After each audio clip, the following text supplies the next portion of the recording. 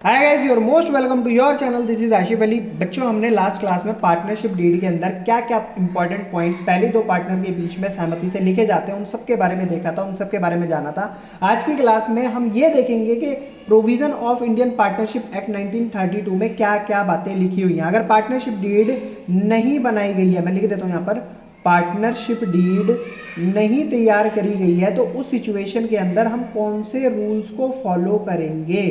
अब जब दो पार्टनर्स के बीच में लड़ाई होगी तो उसमें कुछ ना कुछ ऐसे हमारे एक्ट हैं जो पहले से ही लिख दिए गए हैं, ऐसे कुछ प्रोविजंस हैं जो पहले से ही लिख दिए गए हैं, जिनको फॉलो करके हम दो पार्टनर्स के बीच की लड़ाई को खत्म करवा सकते हैं। और इस वीडियो के अंदर हम देखेंगे लायबिलिटी ऑफ पार्टनर क्या होती है, इसका मतलब क्या है। तो इंटरेस्ट ऑन कैपिटल, अगर आपकी पार्टनरशिप डीड नहीं बनी है, ओरल एग्रीमेंट करा गया था, ओरली बोल दिया था कि हाँ आज से हम दोनों पार्टनरशिप के अंदर हैं, और किसी भी तरीके की कोई पार्टनरशिप डीड नहीं तैयार करी गई थी, तो उस सिचुएशन में बच्चों किसी भी पार्टनर को कोई भी इंटरेस्ट ऑन कैपिटल अलाउ नहीं करा जाता। तो नॉट अलाउड मैंने लिख दिया, इसका मतलब कोई भी इंटरेस्ट ऑन कैपिटल नहीं दिया जाएगा। अगर पार्टनरशिप डीड नहीं है तो क्या इंटरेस्ट ऑन ड्राइंग पे करी जाएगी?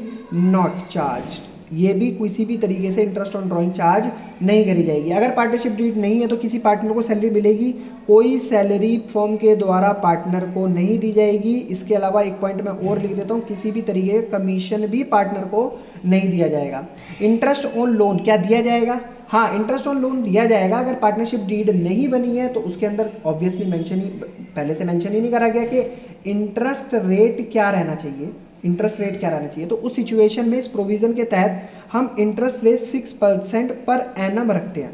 6% पर एनम के अकॉर्डिंग हम क्या करेंगे? इंटरेस्ट ऑन लोन चार्ज करेंगे। अब दोनों में से कोई भी सिचुएशन हो, चाहे पार्टनर ने फर्म को लोन दे रखा है तो उस सिचुएशन में फर्म से पार्टनर क्या 6% ही चार्ज करेगा, या फिर फर्म ने पार्टनर को लोन दे रखा है तो इस सिचुएशन में फर्म भी पार्टनर से 6% चार्ज करेगी, इससे ज़्यादा चार्ज नहीं कर सकती। प्रॉफिट शेयरिंग रेशियो सर क्या रहने वाला है सिचुएशन में?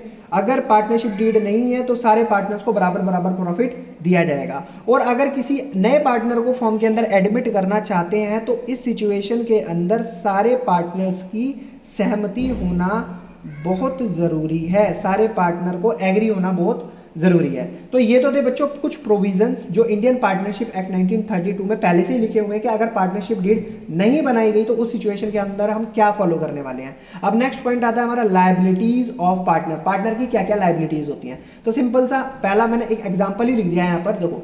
Partner carry a business that is similar to that of the firm is competition, the profit earn from business shall be paid to firm. तो इस सिचुएशन के अंदर होता ये है कि अगर कोई पार्टनर अपना बिजनेस के कंपटीशन में कोई अपनी एक छोटी सी शॉप खोल लेता है, मान लो बिजनेस हमारा है शूज़ बनाने का, ठीक है, शूज़ बेचने का या बनाने का XYZ, और यहाँ पर मैंने अपनी इस पार्टनर ने क्या करा कि एक छोटी सी शॉप ओपन कर ली है, यहाँ पर भी वो शूज़ ही बना रहा है इसके कंपटीशन में रहकर। तो उस सिचुएशन के अंदर जो भी प्रॉफिट ये शॉप से कमाएगा, जो भी प्रॉफिट, जो भी मुनाफा होगा, वो सारा का सारा इसको फर्म को देना पड़ेगा, क्योंकि इसने फर्म के कंपटीशन में अपनी शॉप खोल रखी है, ठीक है। अब बाकी के अनदर पार्टनर्स वो क्या करेंगे? वो इससे प्रॉफिट लेकर फर्म के अंदर डाल देंगे। समझ आई मेरी बात? तो यही बात लिखी हुई थी यहाँ पर। पार्टनर कैरी करते हैं जब भी एक बिजनेस को, अगर उसी के जैसा सिमिलर बिजनेस या फिर सिमिलर फर्म उसके कंपटीशन में लाकर खड़ी कर देते हैं तो उस सिचुएशन में उस फर्म से कमाया गया सारा का सारा प्रॉफिट वो बिजनेस को दे दिया जाता है।